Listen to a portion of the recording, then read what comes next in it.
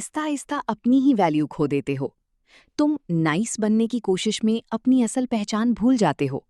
और एक वक्त ऐसा आता है जब तुम्हें खुद से पूछना पड़ता है कि क्या तुम्हारी अच्छाई ही तुम्हारी सबसे बड़ी कमजोरी बन गई है। जरा रुक कर सोचो, कितनी बार तुमने हाँ कहा जबकि दिल नहीं कह रहा था। कितनी बार तुमने अपनी खुशी, अपनी राय और अपना सुकून सिर्फ इसलिए कुर्बान किया कि कोई नाराज ना हो जाए। और बदले में तुम्हें क्या मिला? वही इज्जत, वही मोहब्बत? अक्सर नहीं। यही वो तल्ख हकीकत है जिसे नो मोर मिस्टर नाइस गाय में रॉबर्ट ग्लवर बयान करते हैं कि जो इंसान हर वक्त दूसरों को खुश रखने की कोशिश करता है वो अनजाने में एक नकाब पहन लेता है, नाइस गाय का नकाब, और अपनी असल शख्सियत को छुपा देता है। ऐसे लोग ये समझते हैं कि उनकी कुर्बानियों का बदला जरूर मिलेगा, लेकिन हकीकत ये है कि लोग उसी चीज की कदर करते हैं जिसकी कोई हद हो, जो हर वक्त दस्तयाब ना हो। जब तुम हमेशा हाँ कहते हो तो लोग तुम्हें मामूली समझने लगते हैं।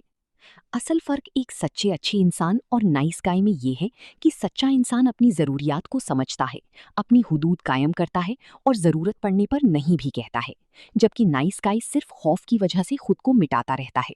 ये खौफ रद्द किए जाने का, लोगों को खोने का या बुरा दिखने का तुम्हें अंदर से कमजोर कर देता है। सच ये है कि जो लोग तुम्हारी सच्ची बात सुनकर दूर हो जाते हैं वो कभी तुम्हारे अपने थे ही नहीं, वो सिर्फ तुम्हारी हाँ के आदी थे। सेल्फ लव का मतलब खुदगर्ज होना नहीं, बल्कि अपनी वैल्यू को पहचानना, अपने वक्त और तवानाई की हिफाजत करना, और ऐसे रिश्तों में सरमायाकारी करना है जहां इज्जत और एहसास दोनों तरफ से हों।